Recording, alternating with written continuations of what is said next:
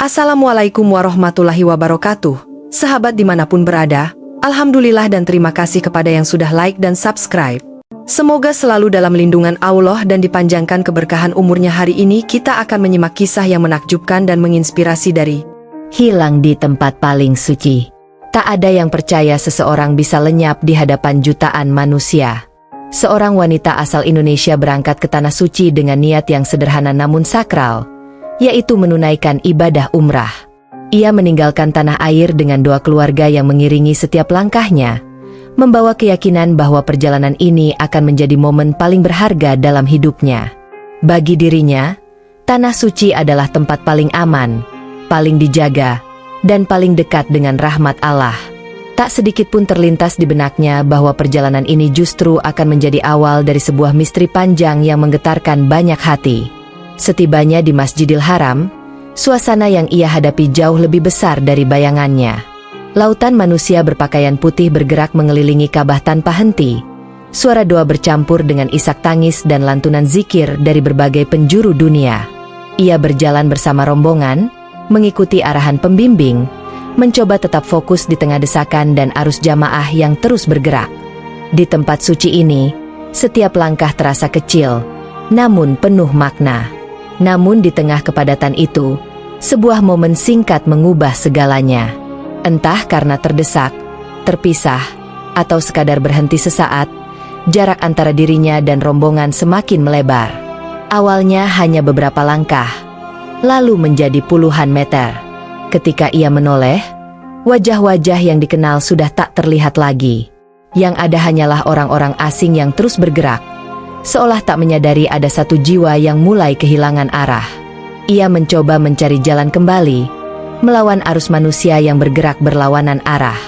Langkahnya semakin ragu, napasnya semakin berat, dan rasa panik mulai menyelimuti hatinya. Di tempat yang dipenuhi jutaan manusia, ia justru merasa sangat sendirian. Saat itulah, tanpa disadari siapapun, keberadaannya perlahan menghilang dari perhatian. Di tempat paling suci di muka bumi, seorang wanita asal Indonesia lenyap, dan tak seorang pun langsung menyadarinya. Pencarian yang tak berujung. Ia dicari di mana-mana, tapi seolah tak pernah ada. Ketika keberadaannya tak lagi terlihat, rombongan mulai menyadari ada satu jamaah yang hilang. Awalnya masih ada keyakinan bahwa ia hanya tersesat sementara, mungkin berhenti terlalu lama atau salah jalur. Namun seiring waktu berlalu dan ia tak kunjung ditemukan, kepanikan mulai menyebar. Pembimbing rombongan segera melapor kepada petugas Masjidil Haram, berharap pencarian bisa segera dilakukan sebelum segalanya terlambat. Nama wanita itu mulai dipanggil melalui pengeras suara. Ciri-ciri fisiknya disampaikan berulang kali, berharap ada jamaah lain yang mengenali atau pernah melihatnya. Petugas menyusuri area masjid, lorong-lorong, tempat wudhu, hingga halaman luar yang luas. Namun setiap panggilan hanya dijawab oleh gema suara sendiri. Tidak ada yang datang, tidak ada yang memberi petunjuk, seolah wanita itu benar-benar menghilang dari keramaian. Pencarian kemudian meluas ke rumah sakit dan pusat layanan jamaah. Daftar pasien diperiksa satu persatu, foto ditunjukkan kepada petugas medis dan relawan. Harapan sempat muncul setiap kali ada laporan jamaah sakit atau pingsan, namun selalu berakhir dengan kekecewaan. Tidak satupun data yang mengarah padanya. Waktu terus berjalan, dan rasa cemas berubah menjadi ketakutan yang nyata. Di tanah air, keluarga mulai menerima kabar yang membuat hati mereka runtuh. Telepon yang berdering membawa berita bahwa ia belum ditemukan. Tangis pecah, doa dipanjatkan tanpa henti, berharap ada keajaiban. Setiap hari mereka menunggu kabar baru, namun yang datang hanyalah kesunyian. Bagi keluarga, waktu seakan berhenti, sementara bagi dunia, hari terus berjalan seperti biasa. Hari-hari pencarian akhirnya berubah menjadi laporan kehilangan resmi. Wanita itu dinyatakan hilang, tanpa kepastian apakah masih hidup atau telah wafat. Di antara jutaan manusia yang datang dan pergi dari Tanah Suci, namanya kini tercatat sebagai satu dari sedikit orang yang tak pernah kembali. Dan sejak saat itu, pencarian tak lagi hanya soal menemukan seseorang, tetapi tentang melawan waktu yang perlahan menghapus jejak. 10 tahun dalam ketidakpastian. Orang hilang bisa ditemukan. Tapi bagaimana dengan waktu yang terlanjur hilang?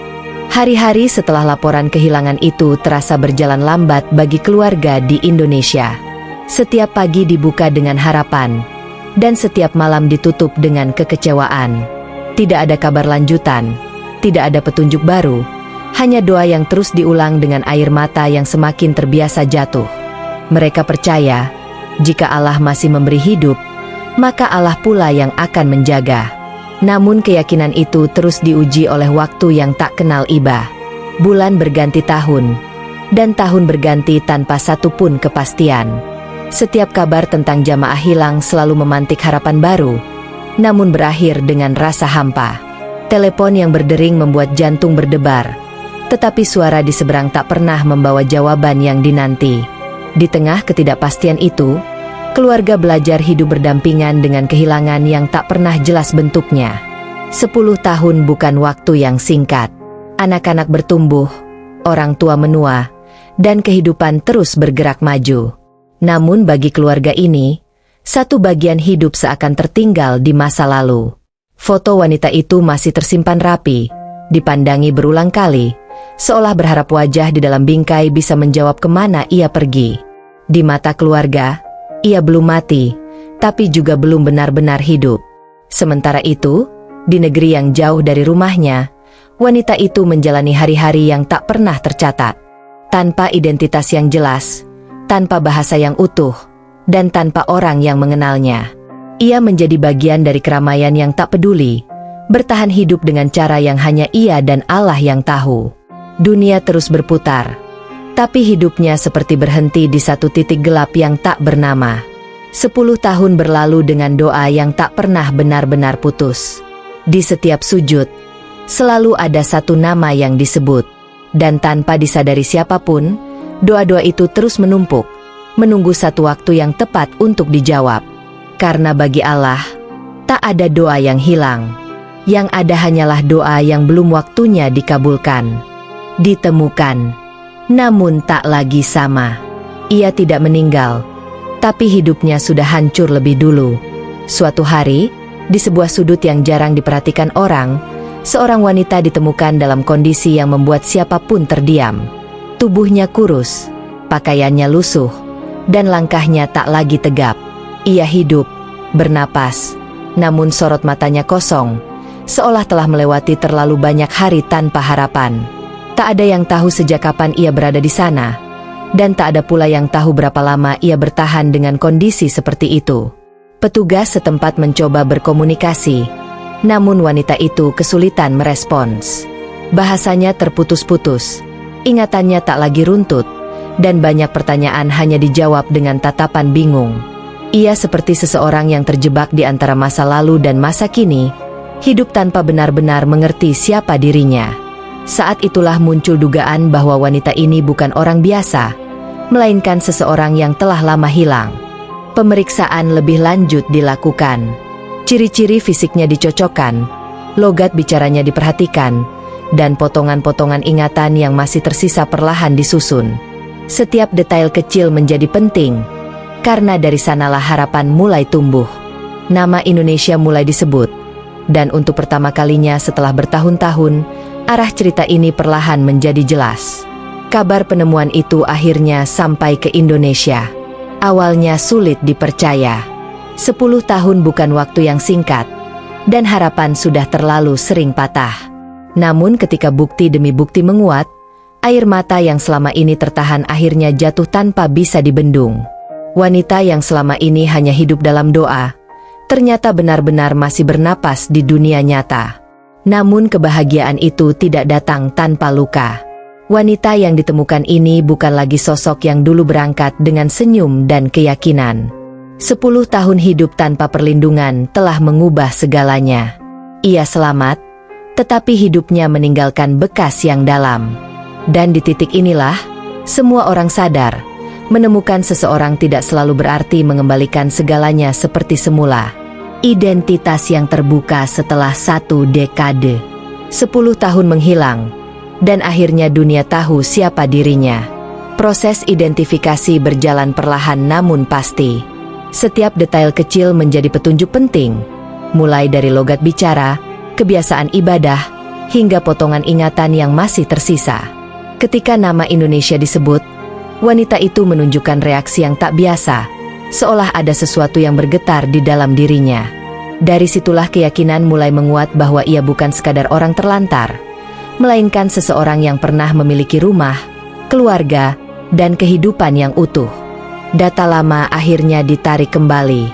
Laporan kehilangan yang hampir terlupakan itu kembali dibuka. Foto-foto lama dicocokkan, dan hasilnya membuat banyak pihak terdiam. Ciri wajah, usia, dan latar belakangnya mengarah pada satu kesimpulan yang tak terbantahkan. Ia adalah jamaah umrah asal Indonesia yang dilaporkan hilang 10 tahun lalu. Misteri yang selama ini menggantung akhirnya menemukan titik terang. Kabar kepastian itu sampai ke keluarga di tanah air. Tangis yang pecah kali ini bukan lagi karena putus asa, melainkan campuran antara syukur, kaget, dan luka yang kembali terbuka. Selama 10 tahun mereka bertanya-tanya, dan kini jawabannya datang sekaligus menghantam perasaan. Ia hidup, namun hidup yang telah melewati terlalu banyak penderitaan. Kisah ini segera menyebar dan mengundang perhatian banyak pihak. Publik terkejut, karena tak ada yang menyangka seseorang bisa hilang selama itu di Tanah Suci dan baru ditemukan dalam kondisi seperti ini. Pertanyaan demi pertanyaan bermunculan, tentang sistem, tentang perlindungan jamaah, dan tentang bagaimana seorang manusia bisa bertahan selama 1 dekade dalam ketidakpastian. Namun di balik sorotan dan perhatian itu, ada satu kenyataan yang tak bisa dihindari. Identitasnya memang telah kembali, tetapi waktu yang hilang tak akan pernah bisa diganti. 10 tahun hidupnya telah terambil, meninggalkan bekas yang tak akan pernah sepenuhnya hilang. Dan dari sinilah, kisah ini mendekati akhirnya, bukan sebagai cerita bahagia, melainkan sebagai pelajaran yang dalam. Doa yang tak pernah benar-benar hilang. Yang hilang bukan dia, tapi 10 tahun hidup yang tak bisa dikembalikan.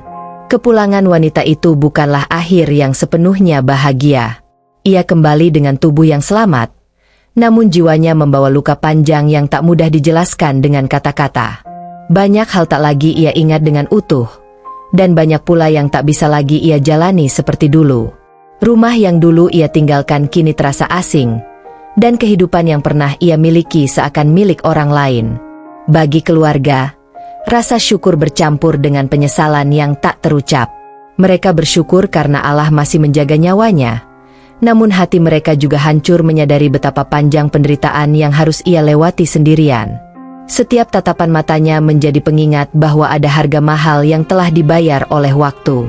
Kisah ini kemudian menjadi pelajaran bagi banyak orang tentang pentingnya menjaga sesama jamaah, tentang kesiapan fisik dan mental dalam ibadah, dan tentang kenyataan bahwa niat baik saja tidak selalu cukup. Di balik ibadah yang suci, manusia tetaplah manusia, rapuh, terbatas, dan sangat bergantung pada pertolongan Allah serta kepedulian satu sama lain. Namun di atas segalanya, kisah ini adalah tentang doa. Doa yang tak pernah berhenti meski bertahun-tahun tak dijawab. Doa yang terus naik ke langit, menunggu waktu yang tepat untuk kembali ke bumi. Karena bagi Allah, tidak ada doa yang sia-sia. Yang ada hanyalah doa yang belum waktunya dikabulkan. Jika Allah berkehendak, yang hilang akan ditemukan, yang tertutup akan dibukakan, dan yang dianggap mustahil akan menjadi nyata. Kisah wanita ini menjadi saksi bahwa waktu boleh merenggut banyak hal, tetapi tidak pernah mampu mengalahkan kehendak Allah. Dan bagi siapapun yang mendengarnya, semoga kisah ini bukan hanya meninggalkan rasa pilu, tetapi juga kesadaran untuk lebih menjaga, lebih peduli, dan lebih berserah.